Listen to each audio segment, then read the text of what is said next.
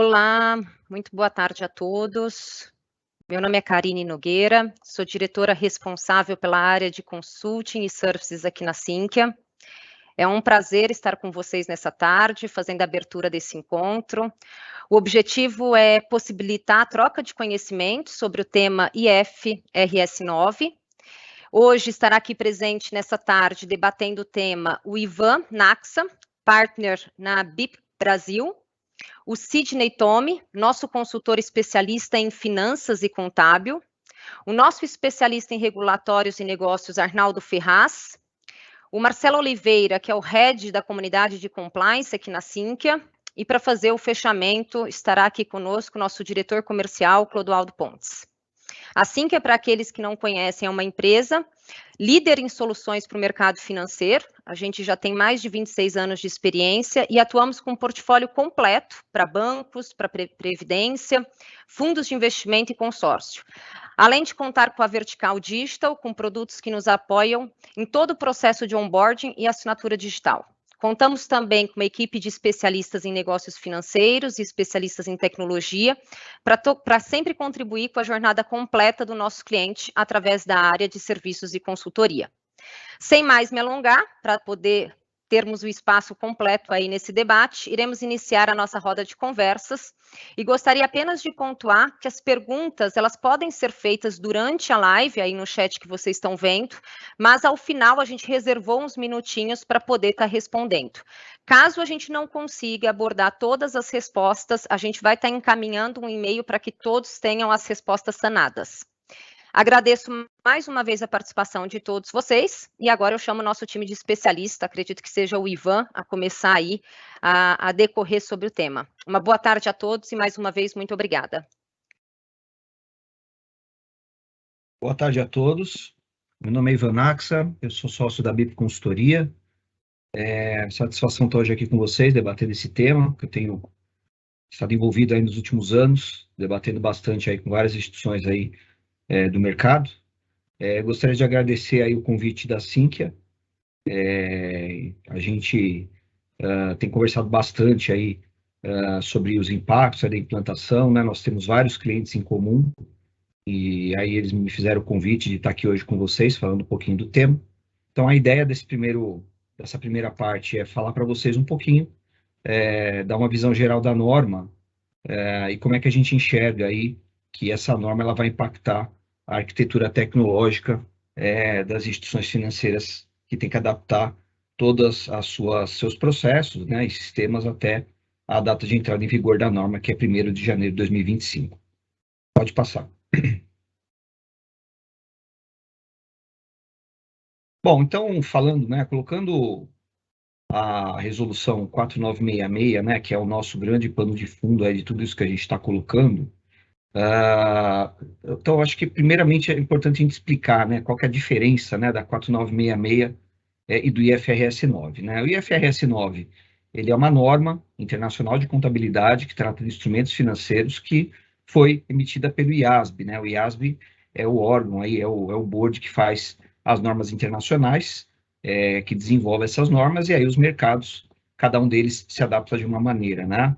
No caso aqui do Brasil, o Banco Central não adotou o IFRS 9 na sua plenitude, né? Ele emitiu uma norma proprietária, que é a resolução 4966, tá? A 4966 ela é uma norma que tem um pouco mais de um ano de emissão, então é uma norma relativamente recente, mas ela já vem de uma discussão que é bastante antiga, né? Então, a gente começou a falar de IFRS no Brasil lá em 2009, quando o Banco Central, quando o Conselho Monetário Nacional, através da resolução 3786, obrigou aí que algumas instituições, as maiores instituições do mercado à época, divulgassem aí seus balanços uma vez por ano, né, na database 31 de dezembro, em IFRS. Então, não foram todos os bancos, né, que tiveram que se adaptar, que adotar essa norma, foram os maiores, né, foram os bancos aí, assim, basicamente, os bancos que tinham patrimônio acima de R$1 bilhão, né, que estariam inseridos dentro do escopo dessa norma, e aqueles que tivessem demonstrações consolidadas, né, ou que fossem empresas de capital aberto. Então, se caísse nessas três situações, à época, esses bancos eles tiveram que adotar a norma, né, o IFRS, não só o IFRS 9, que nem existia na época, né, a gente vai falar um pouquinho, mas o IFRS, né, todas as normas IFRS de uma maneira geral. Com isso, né, com esse movimento do Banco Central lá em 2010, né, 2009, 2010, se criou uma certa assimetria, né, nas demonstrações financeiras das instituições, que passaram a ter dois conjuntos, né, de demonstrações. Uma demonstração para atender, né, para mandar, né, para o Banco Central, né, demonstrações em COSIF, e as societárias, né, obviamente, e as demonstrações em IFRS. Então, se criaram dois conjuntos de demonstrações, né, e o mercado, a partir de 2010, passou realmente a questionar bastante esse modelo, que levava aí realmente a um alto custo de observância aí por parte das instituições, né. Então, a gente percebeu que o Banco Central, ao longo do tempo, ele começou algumas conversas com o mercado, passou a emitir algumas normas proprietárias, algumas adotando os CPCs, que são praticamente as IFRS, né. Então, eles foram referendando, né, as normas CPCs, foram incorporando essas normas ao COSIF, mas a principal norma, que é a norma que tratava de instrumentos financeiros, que era o IAS 39, o Banco Central ele não adotou à época, né, e também não adotou posteriormente a 2010, né, e aí sempre que perguntado por quê, o Banco Central dizia, bom, o IAS 39, que era a norma de instrumentos financeiros à época, ele está sendo substituído pelo IFRS 9. Então não faria sentido o Banco Central adotar uma norma que logo depois ela seria revogada, né? Então o IFRS 9, por fim, ele foi emitido em 2014, com a obrigatoriedade de adoção em 2018, né? Então, todos aqueles bancos que lá em 2010, né, divulgaram suas demonstrações financeiras em IFRS, também tiveram que adotar o IFRS 9, né? Então, mudar a norma de instrumentos financeiros de demonstrações consolidadas do IAS 39 para o IFRS 9. Em 2018, quando essa norma ela entrou em vigor, né? E aí aquela questão toda, né, que o Banco Central falava, não vou adotar uma norma que vai ser revogada, na verdade a norma, ela já tinha sido emitida ali a partir de 2014, né, com a adoção em 2018, e aí o Banco Central, em 2017, ele começou um movimento de realmente incorporar o IFRS 9 dentro do COSIF. Então ele fez isso inicialmente através de 3 audiências públicas, né, a audiência pública 54, que tratava de classificação de instrumentos, a 60, que tratava do novo modelo de provisão, né, para perdas esperadas, e o edital 67, que tratava de RED. Então, isso aconteceu em 2017, 2018, o mercado tinha uma expectativa que essas normas seriam publicadas como resolução em 2019, algo que não ocorreu, e não ocorreu, né, por algumas questões internas do Banco Central, mas também porque o mercado solicitou aí ao regulador que, quando emitisse uma norma, já emitisse essa norma aí alinhada com a Receita Federal, né, à medida que, quando a gente mudar a norma contábil, nós vamos mudar o resultado, então nós vamos mudar também o lucro base para tributação. E aí, então, né, depois de toda essa discussão, em novembro de 2021, saiu, então, a resolução CMN 4.966, tá?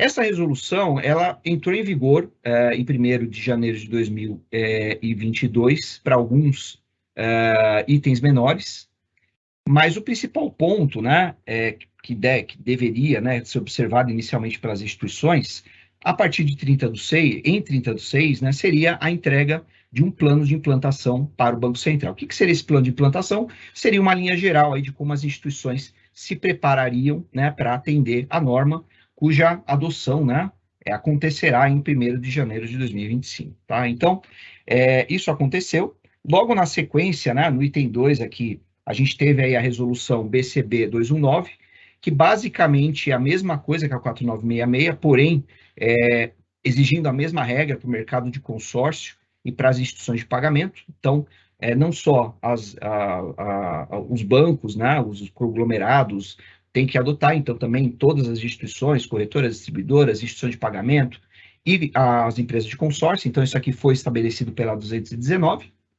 Esse plano de implantação, que seria entregue em 30 do 6, ele foi postergado, né? Então, no dia 25 de junho, saiu aí uma nova resolução do Conselho, a 5019, postergando esse plano para 31 de 12 de 2022, então as instituições teriam 6 meses a mais aí para fazer esse plano. Com uma diferença, né? A 4966 dizia que esse plano deveria ser enviado para o Banco Central. Agora, com a 5019, ele deve ser preparado e mantido pela instituição à disposição aí, caso seja solicitado aí pelo regulador, tá? Bom, de lá para cá, né, de 30/6 para cá, durante o segundo semestre, nós tivemos aí algumas normas complementares, né, do Banco Central. Então, a 4966 ela é uma resolução, então ela depende de algumas outras normas que vão dar, né, operacionalização para a resolução.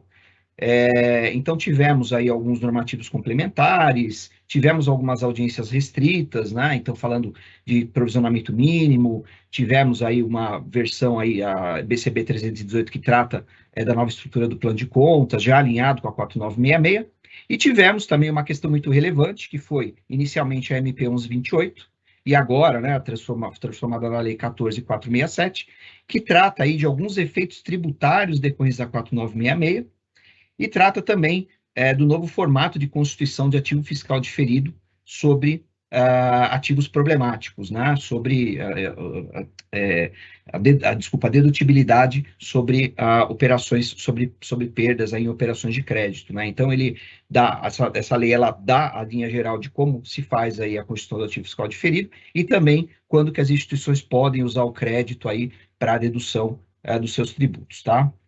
E 31 de dezembro desse ano, as instituições, então, têm que preparar o plano, têm que deixar à disposição e também têm que divulgar um resumo desse plano, né, nas notas explicativas das demonstrações. E daí para frente, né, pessoal? Daí para frente deve sair mais algumas normatizações, né? Acho que o grande arcabouço aí a gente já tem uma boa noção.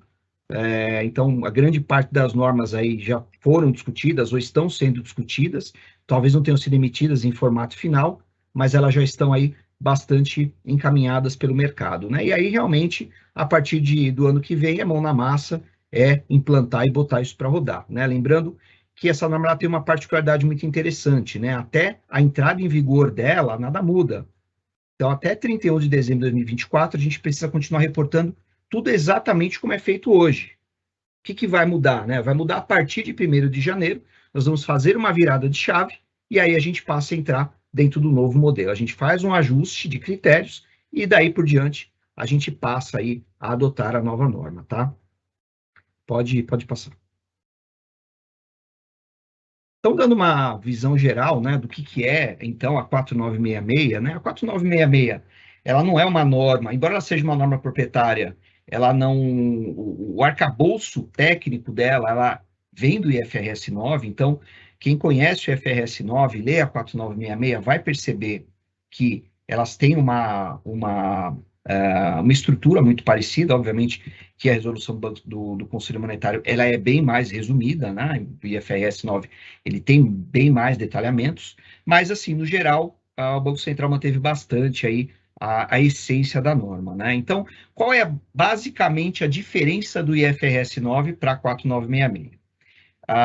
Eu diria que são duas, né? Então, em alguns momentos, né, que a norma internacional, ela é mais subjetiva, então ela permitia, por exemplo, que você seguisse o caminho A ou B para registrar um instrumento financeiro. O Banco Central deu o caminho, falou, não, eu quero que você faça A ou quero que você faça B. Então, ela acaba sendo uma norma mais objetiva e ela também trouxe algumas questões regulatórias que o Banco Central, ele não abriu mão. Então, em alguns pontos, ele tinha um entendimento que a norma internacional, ela deixava fazer determinado procedimento, só que o Banco Central, no entendimento dele, aquilo não era uma boa prática a ser aplicada para o mercado brasileiro, então ele acabou ou suprimindo ou colocando alguma outra regra de substituição, né? Mas, no geral, eu acho que as duas normas, elas estão bem alinhadas, tá?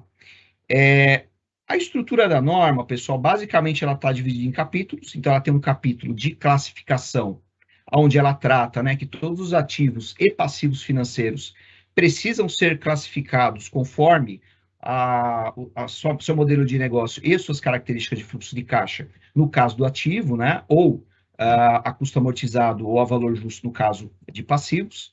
Então, tem algumas regras para a gente fazer isso, determinar qual que é o modelo de negócio, olhar as características de fluxo de caixa do instrumento. Então, isso muda bastante, né, as regras de classificação que a gente tem hoje no COSIF. Quando a gente trata de mensuração, tem algumas diferenças bastante importantes. A primeira delas, eu diria que é a mensuração inicial dos ativos e passivos líquidos de custos e receitas de originação e a apropriação consequente, né, não mais da apropriação de juros pela taxa nominal, e sim pela taxa efetiva de juros, em que incorpora aí custos e receitas de originação. Então, isso também é uma mudança bastante significativa.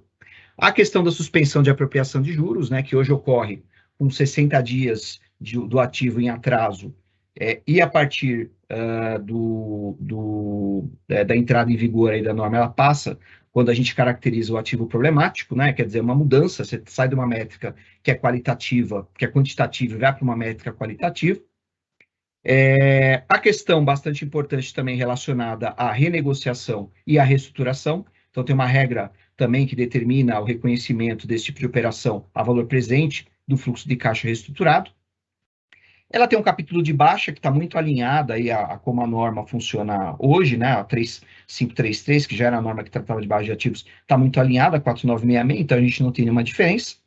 E uma das principais diferenças que nós temos aí, que assusta um pouquinho aí o mercado, é o novo modelo de provisionamento, né, que sai do modelo tradicional que a gente tem desde 99, da 2008-2, e passa a ir para um modelo que vai olhar as perdas esperadas, né? Então, a gente sai de uma visão de rating, vai para uma visão de estágios, que é uma visão um pouco diferente.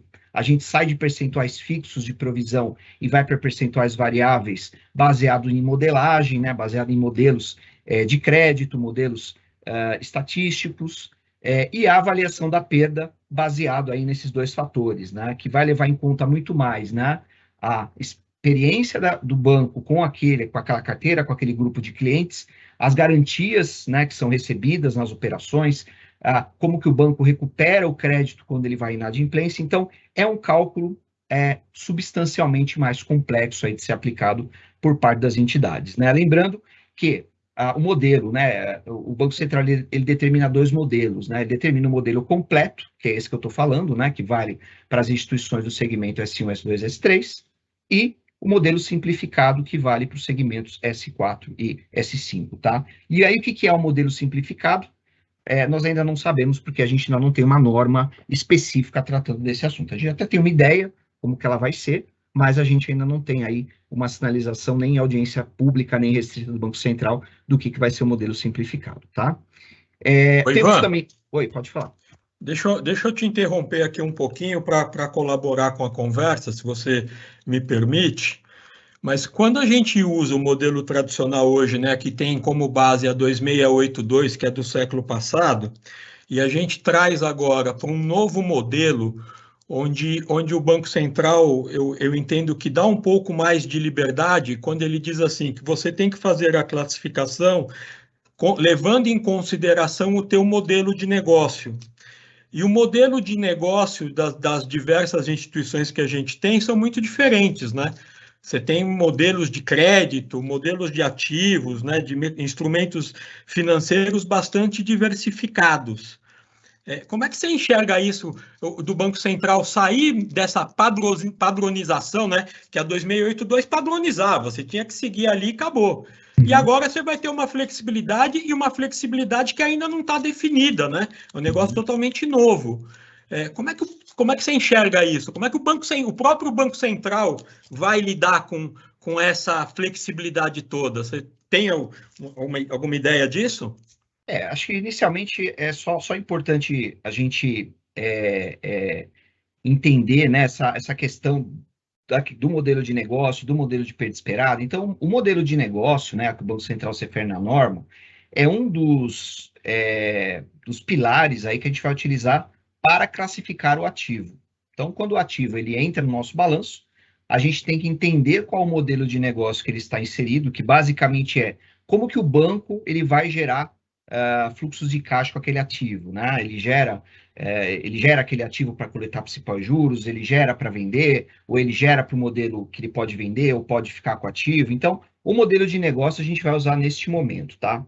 O modelo de perdas esperadas, né? Eu acho que, como você bem disse, hoje a gente tem um modelo bastante tradicional, bastante conhecido, que é o modelo da 2008-2, que ele é baseado em ratings e percentuais fixos, né? E a gente vai para um segundo modelo, né? Que é um modelo de estágios e baseado em modelagem de crédito aplicado às perdas esperadas. de fato, e aí não tem um modelo único, né? Não tem um percentual único, né? Ou seja, cada instituição vai ter que olhar para dentro de casa, vai ter que olhar para os seus dados, vai ter que olhar para o seu histórico e criar esses modelos, né? Então, a gente sai de percentuais fixos, eu costumo dizer, para percentuais variáveis. Porém, o Banco Central ele deu essa abertura, principalmente para as operações que ainda não são caracterizadas ativos problemáticos.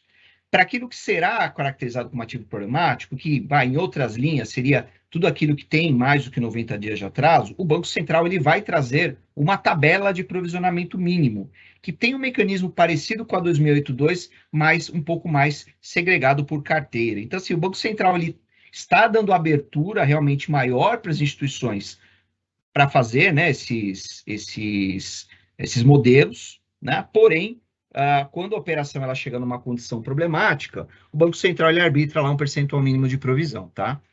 Ou seja, ele dá a liberdade, mas ele dá uma liberdade controlada, né? É uma liberdade controlada, exato. E também, né, para todo mundo que é S4 e S5, ele vai trazer um modelo simplificado que, assim, no meu ver, vai ser muito mais parecido com a 2008-2 do que com o modelo completo de perdas esperadas, né? Então, talvez seja um modelo ali quebrado pelas 5 carteiras que estão sendo trazidas aí, tanto na 14467 quanto nas audiências restritas. Então, eu acho que vai ser um modelo. E aí, por que ele está fazendo isso, né? Embora esse modelo simplificado não exista no IFRS 9, e como eu disse no começo do meu pitch, isso aconteceu em alguns momentos, né, aí da normatização, o que ele entende, né? Para você fazer um modelo de perdas esperadas, você tem que ter realmente uma estrutura de gestão de risco de crédito que permita não só você fazer esses modelos, mas também de você ter governança sobre eles, né? Então, eu acho até dizendo o seguinte, para as instituições que são menores, não tem condições realmente. Então, ele deu aí, né, para S4, ele exigiu, né, um modelo simplificado para S4 e S5, mas o S4, que achar que tem condições de migrar para o modelo completo, pode pleitear isso para o Banco Central. É esse ponto que eu ia tocar, né? Eu acho que até para facilitar a vida das fintechs, né, que tem uma estrutura normalmente mais enxuta e uma governança também não a nível de um banco, eu acho até que para facilitar um pouco, ele veio com esse modelo simplificado, né? Exato, exato. Legal, obrigado, viu? De nada, pode passar. Bom, o que eu diria aqui, pessoal? Quando a gente olha, então, essa norma, né, e aí quando a gente começou a entender, né, o impacto dela, lá em 2010, quando o IFRS foi adotado, mesmo em 2018, quando as instituições adotaram o IFRS 9, o que acabou acontecendo é que, como existiam duas contabilidades, né, a contabilidade Bacen-COSIF e essa contabilidade que serviria para gerar esse balanço uma vez por ano, a adoção dessas normas ela não mudou o processo da geração das demonstrações financeiras locais, né? Então, o que aconteceu na prática? Os bancos continuaram com o processo normal para a geração dos CADOCs, né, dos consolidados e tudo mais, e fizeram aí um segundo processo, que era rodado aí uma vez por ano, algumas rodavam trimestralmente, para gerar essas demonstrações em FRS. Quando vem a 4966, pessoal, esse cenário ele muda.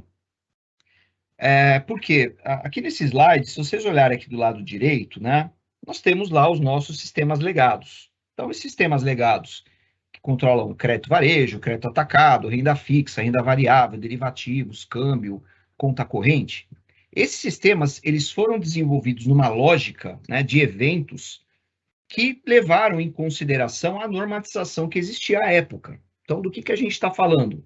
A gente está falando da estrutura básica do COSIF, que é de 1987.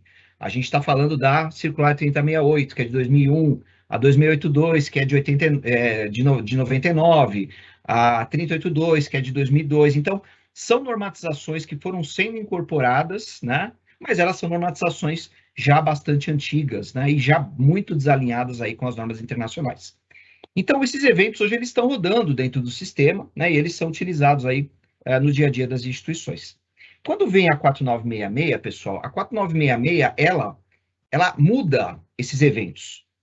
Então, aonde você tinha, por exemplo, cálculo de provisão pela 2008-2, né, você vai ter cálculo novo, que é pelas perdas esperadas. onde você parava de apropriar juros com 60 dias de atraso, você vai parar de apropriar juros quando caracterizar o ativo problemático. Quando você classificava lá os seus ativos, lá, indisponível para venda, manter o vencimento e negociação, agora você tem uma outra regra que é muito mais abrangente, que vai abranger um grupo muito maior de ativos.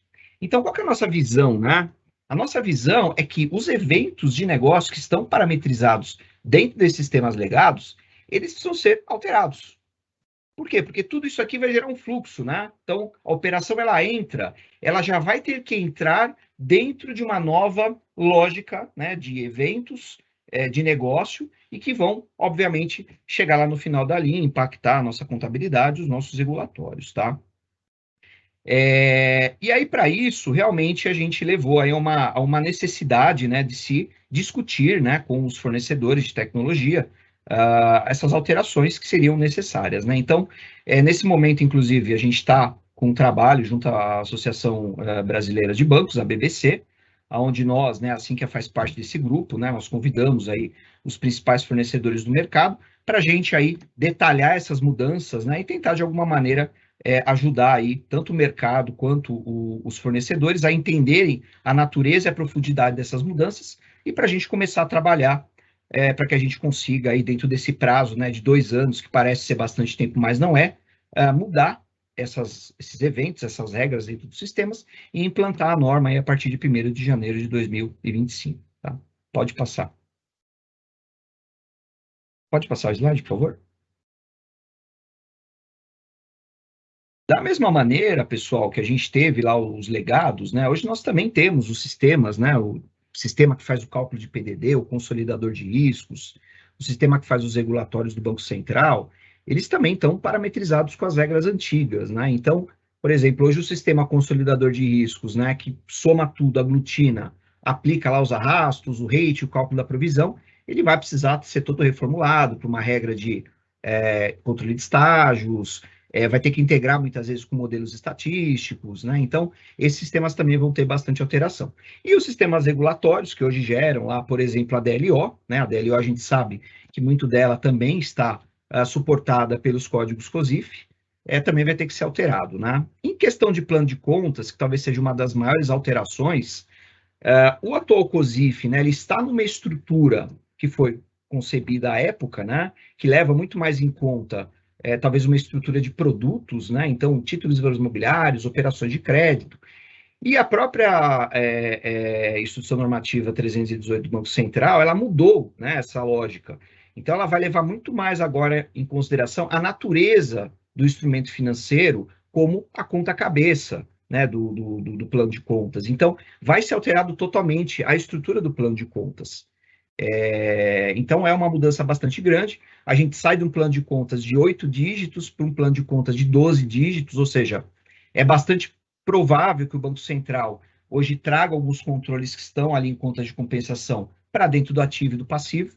Então, isso daí vai aumentar também a complexidade, né, a quantidade de eventos e, consequentemente, isso aí vai impactar os sistemas, tá? Pode passar. E aí, por fim, a gente entende que quando todo esse processo estiver concluído, as demonstrações em FRS, né, daquelas instituições que hoje tem que preparar, né, o BRGAP e o IFRS, então, a gente entende que em algum momento isso deve convergir e virar uma coisa só, né? A gente não tem 100% de certeza, porque, como eu disse no começo da minha fala, as normas elas não são idênticas, elas têm algumas assimetrias, então tudo vai depender aí também como é que o mercado vai entender e vai se adaptar, mas a gente acredita aí que o futuro aí realmente a gente tenha um único conjunto de demonstrações alinhados aí com o padrão internacional. E aí, com isso, eu encerro aí minha fala, agradeço aí, fico à disposição para as perguntas. Oi, Ivan. Boa tarde, Ivan. Antes do Pontes iniciar a apresentação dele, eu tive aqui mais de uma pergunta a respeito de como classificar em estágios os instrumentos, né? Uhum. Você consegue falar um pouquinho mais sobre isso? Dado Sim. que a gente teve 6 perguntas sobre o mesmo tema, tá? Tá bom, perfeito. Bom, obrigado. Como eu disse, né, só para a gente fazer um link com o modelo anterior, né? Então, quando uma operação, pela regra da 2082, né, ela entrava na instituição, você tinha ali a classificação inicial dos clientes ali de A até H, então você tinha 9 ratings, e aí, a partir da tua escoragem, dos teus modelos, você classificava lá um cliente, por exemplo, como B. Então, o cliente classificado como B, ele tinha um rating, né, do cliente que era B, e que ele poderia ser reduzido, né, a partir do momento que ele passasse a apresentar atraso. Então, uma operação lá com 30 dias de atraso, ela já cairia lá para rating C, por exemplo, né? Então, ele iria caindo ali em função do atraso. O modelo que está sendo colocado pela 4966, essa lógica ela muda. Então, quando uma operação entra, e aí não é só uma operação de crédito, tá? Isso é importante falar. São todos ativos financeiros. Isso engloba títulos de valores imobiliários, isso engloba operações interfinanceiras, envolve tudo. Quando uma operação ela entra na instituição, ela sempre será classificada como estágio 1, independentemente do nível de risco dela. Então, ela sempre vai ser estágio 1. Ela passa a ser um estágio 2 quando essa operação ela tem um aumento significativo no risco de crédito dela, que pode se dar, né, por uma variabilidade na probabilidade de inadimplência daquela operação, ou porque a operação atingiu 30 dias de atraso, lembrando que a norma para algumas carteiras permite essa refutabilidade, né, de 30 para 60 dias, mas a maior parte da regra são 30 dias. Então, estágio 1 para estágio 2, aumento significativo de risco. E o estágio 3? O estágio 3, a operação ela já está inadimplente, ela já é um ativo problemático. Então, todo ativo que é problemático, ele vai para o estágio 3. Basicamente, o que a gente vai ter dentro do estágio 3? Nós vamos ter aquelas operações que não estão em atraso, mas que a área de crédito já definiu que é um ativo problemático pelos modelos internos, as operações com mais de 90 dias de atraso, as operações arrastadas, porque na regra você tem também o arrasto, como tinha no 2008-2, só que em vez do arrasto para o pior rating, é o arrasto sempre para estágio 3. Então, se o cliente tiver uma operação em estágio 1 e outra estágio 3, aquela em estágio 3 vai arrastar, que está em estágio 1. E uma quarta situação, que são as operações reestruturadas. Então, todo ativo que for caracterizado como um ativo reestruturado também é estágio 3. E por que dessa distinção, né? A partir do momento que a operação estiver alocada em um desses estágios, isso vai definir o nível de provisionamento que ela vai ter com base nos seus modelos internos.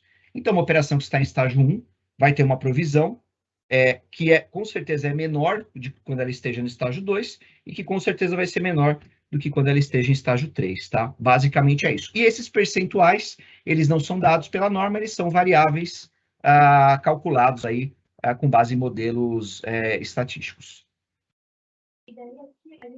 Obrigado, Ivan. Agora a gente vai convidar o Clodoaldo Pontes, que é o diretor comercial, para fazer um fechamento e aí a gente pode bater mais papo, fazer mais perguntas aí. Obrigado. Boa tarde, pessoal. Arnaldo, você teria algum comentário? Você quer fazer mais algum ponto antes aqui de a gente falar um pouquinho da plataforma de soluções da Sinqia? Eu quero, sim. Eu queria perguntar para o Sidney, como é que ele está vendo aí a 219 para as empresas de consórcio, né? Que a gente falou muito de instituição de pagamento e de instituição financeira, mas os consórcios também vão ter que aderir à norma, né? Queria saber se o Sidney tem uma opinião já sobre isso, o que ele pode compartilhar com a gente. Eu entendo que, basicamente, o que está mudando na vida dos consórcios é que a própria contabilização dos consórcios muda a partir das novas regras contábeis, né? Então, eles vão ser obrigados a lançar os ativos e passivos para dentro do balanço. Pelo menos isto é que eu entendo que vai alterar na contabilização dos consórcios. Legal, obrigado, Sidney. Clodoaldo, se quiser seguir. Tranquilo, obrigado, Arnaldo, obrigado, Sidney. Boa tarde novamente, pessoal. Aqui é uma breve visão de como a Sinqia está trazendo para dentro de casa esses impactos aí do IFRS 9 na nossa plataforma. Então, nós colocamos aqui a nossa plataforma, as nossas suítes com as nossas soluções. Basicamente, hoje nós temos condição aí de atender uma solução de ponta a ponta. Então, eu vou passar um pouquinho aqui em cada uma delas para mostrar as soluções que vão estar sendo impactadas, né?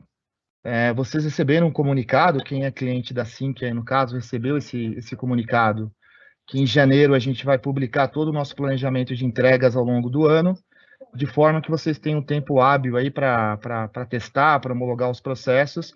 A gente vai abrir alguns fóruns também durante esse período de desenvolvimento, conversando com os nossos clientes, para que vocês também, em caso de dúvidas, em caso de alguma particularidade, a gente consiga tratar dentro do projeto também. Então, nós temos aqui a plataforma de crédito e recebíveis, a plataforma de câmbio, a plataforma de core bancário, a plataforma de consórcio, a nossa plataforma de compliance, a plataforma de investimentos, a nossa plataforma de digital, a plataforma de previdência e a plataforma de fundos.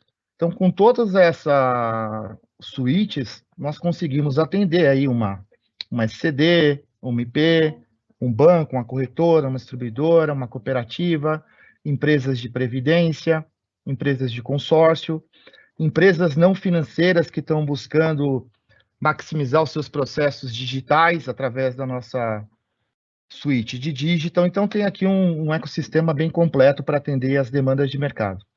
Passa, por favor, para o próximo slide.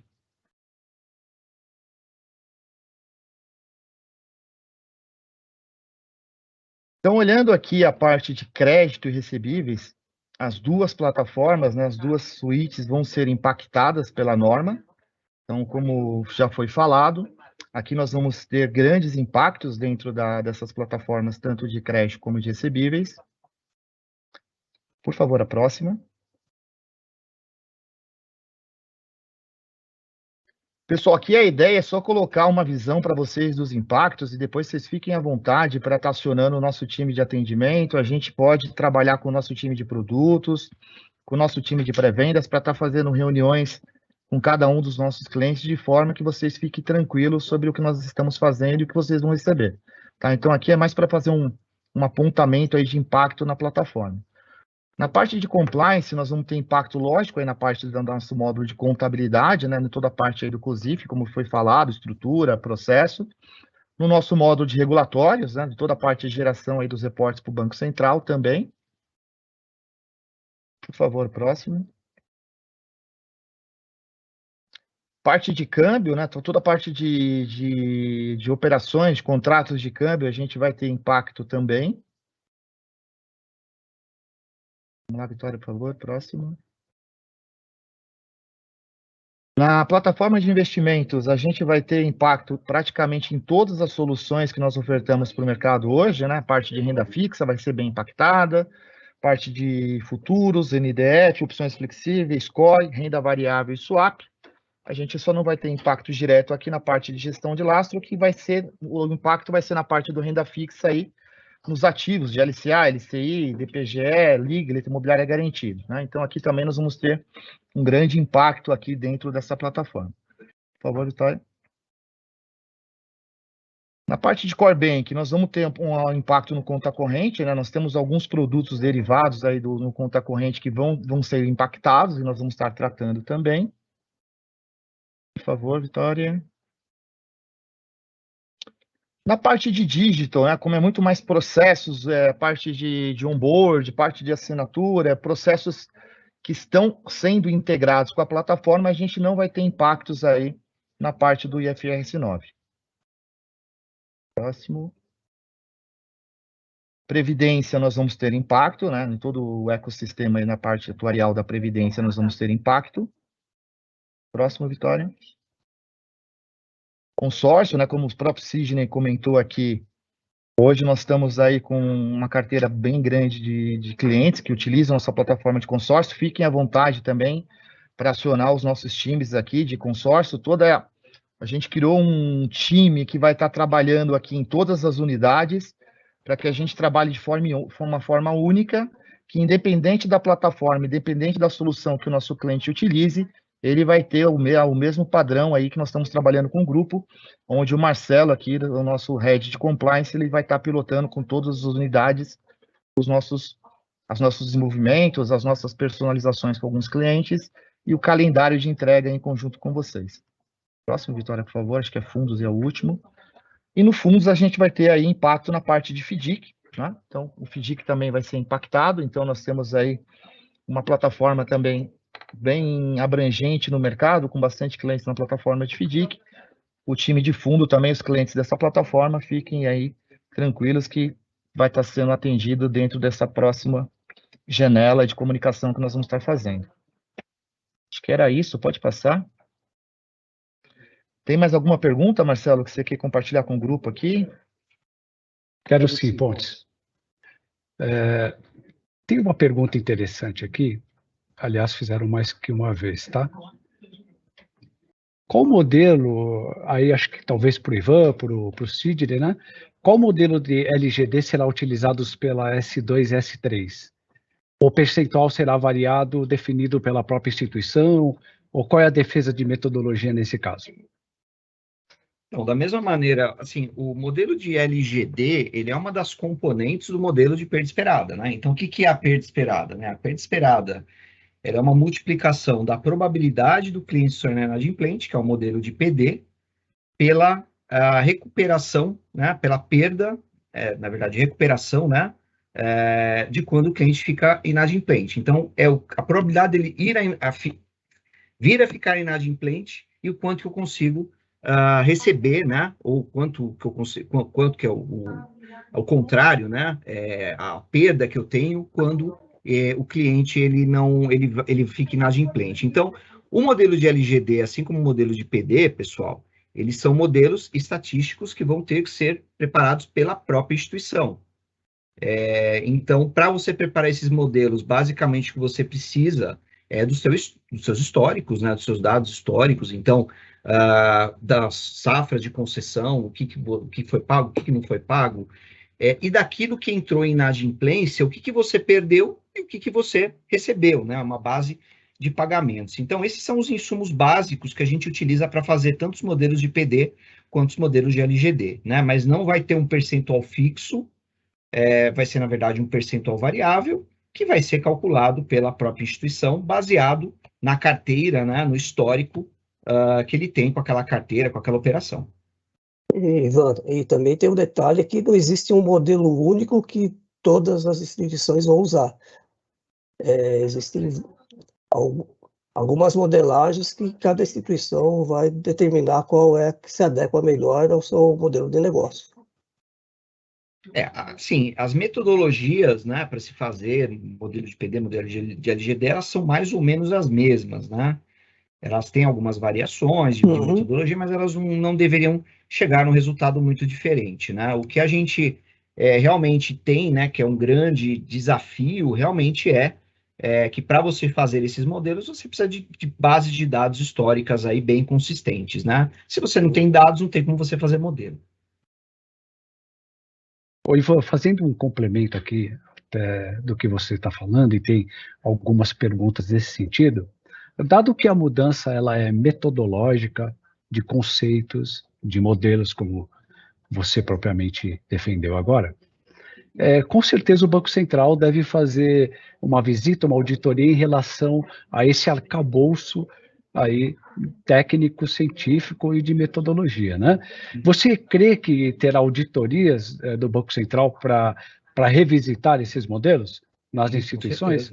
Não tenho dúvida disso, né? Inclusive, tem um capítulo da 4966 que ele fala de informações que vão ter que ser deixadas à disposição do Banco Central.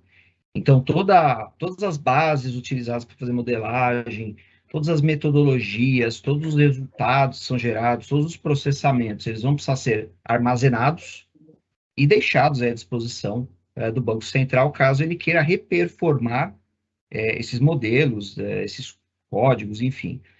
Todo esse arcabouço aí, ele vai ter que ser armazenado e deixado à disposição do Banco Central, muito provavelmente aí, para um eventual processo de supervisão. Perfeito. E um ponto, né? O Banco Central, obviamente, que dentro da capacidade que ele tem de fiscalizar, né? Porque ele também tem uma capacidade limitada. Quando ele está fazendo a fiscalização, e recentemente a gente apoiou uma instituição nesse sentido, que o Banco Central queria saber como é que ele fazia a classificação dos clientes, que é uma coisa mandatória, né? Quando você aceita um cliente, você tem que fazer a classificação de risco dele. E o Banco Central não só queria ver essa classificação, mas queria saber qual foi a metodologia usada para você aplicar aquela classificação. Então, também não tem a menor dúvida que o Banco Central, de novo, considerando a capacidade dele de fiscalizar, ele vai sim querer saber para evitar essas distorções. Exato, e assim, de fato, né, se você pega aí as instituições menores que vão, né, para o modelo simplificado, ele acaba sendo, né, mais fácil de você auditar, e a esses modelos, né, o modelo completo, ele vai ficar restrito aí a instituições S3, S2, S1, que acaba sendo um número menor, né, de instituições. Ivan, aproveitando que você falou de instituições menores, né, tem uma instituição aqui enquadrada no S5, que ela quer saber se ela também tem que adotar a partir de janeiro 25. Não, a S5, então é importante esclarecer isso, né? Uhum. Quem está obrigado a adotar a 4966 e a 219? Todas as instituições Certo. reguladas, fiscalizadas pelo Banco Central, autorizadas a funcionar pelo Banco Central. Todas têm que adotar a 4966 ou a 219, tá? Obviamente, a depender do conjunto de instituições. Para uma parte específica da norma, tá? Que é a parte de provisionamento, né? De perdas esperadas. Quem é S1, S2, S3 tem que adotar o modelo completo, que é esse modelo que eu falei para vocês, que é baseado em estágios, baseado em modelagem de PD, de LGD, de forward looking, enfim, é o modelo completo. S4 e S5 tem que adotar um modelo simplificado. Então, de novo, o que é o modelo simplificado? A gente ainda não sabe, mas a gente acredita que vai ser alguma coisa mais parecido com o que a gente tem hoje da 2082. Quem é S4 pode pleitear ao Banco Central utilizar o modelo completo. Isso é permitido pela norma, desde que seja feito um pleito para o Banco Central para a utilização do modelo completo. E quem é S5 é obrigado a adotar o modelo simplificado. Aí você pode perguntar, Ivan, mas um S5 que quer adotar o modelo completo. Então, ele tem que entrar, primeiro, com o pleito para virar S4, e como S4, aí sim fazer o pleito para a utilização do modelo completo. Perfeito. Ivan, nosso tempo está terminando, talvez não exista a possibilidade de a gente concluir algumas respostas aqui online, mas como a Karine falou lá no início, a gente vai depois responder a todos através de e-mail. Mas tem uma pergunta aqui, que eu acho que a gente poderia ao menos terminar com ela, terminar a nossa live, né, com essa pergunta. A gente tem falado muito de COSIF e tal, e tem alguém perguntando aqui, e para fundos, Ivan, que utilizam o COFI, ele vai ser afetado ou só os FDICs? Então, hoje, não, né? Hoje o que a gente tem é que está sendo reformulado é o COSIF. Então, a gente tem a Instrução Normativa 318, que alterou a estrutura básica do COSIF, e sob aquela estrutura agora, sairão novas normas onde o Banco Central vai normatizar por assunto. Então, ele já soltou, por exemplo, uma audiência restrita da parte de investimentos. Então, a gente já tem mais ou menos uma ideia de como vai ficar a abertura do plano de contas. Ele já soltou uma audiência restrita de arrendamento mercantil. Também a gente já tem uma ideia como vai ficar. Então, ele vai normatizando por assuntos. Agora, o que muda é o COSIF, tá? Outras normas, outros planos de contas aí, isso não tem nenhuma previsão de mudança até onde eu tenho conhecimento, tá? Perfeito.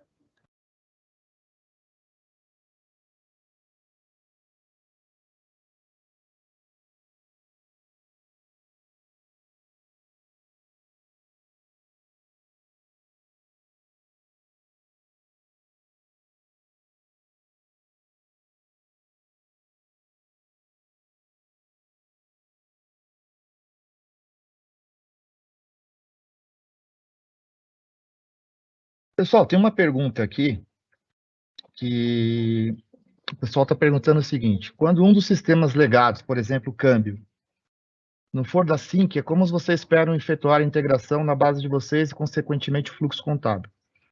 As nossas soluções, elas trabalham de formas independentes, né? Então, você pode ter o nosso câmbio, pode ter o renda fixa no concorrente A, ou pode ter o câmbio do concorrente B e a nossa contabilidade.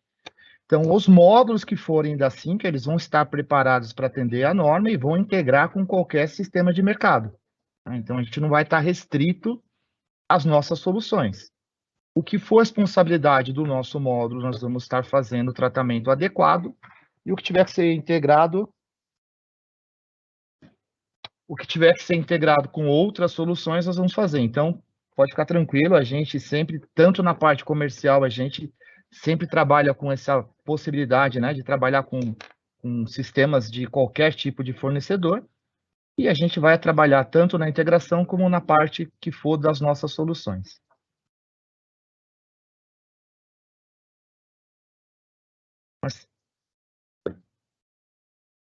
Temos mais alguma pergunta, Marcelo?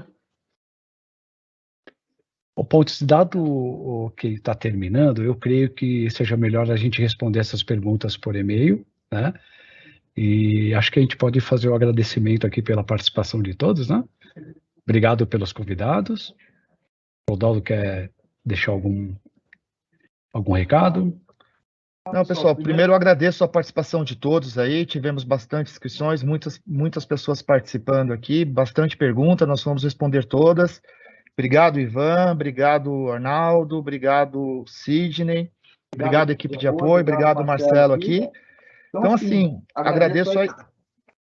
agradeço a participação de todos e fiquem à vontade, tá aqui os e-mails, né? Vocês já devem, todo mundo que é Sync aqui tem os nossos telefones, tem o nosso e-mail, mas tem aqui o contato do Ivan também, do nosso time.